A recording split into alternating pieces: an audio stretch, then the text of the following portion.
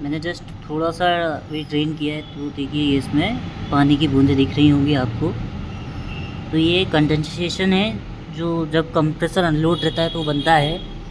इस केस में आपको क्या करना है कि कंप्रेसर स्टार्ट करने से पहले आपको थोड़ा सा ऑयल ड्रेन करना है।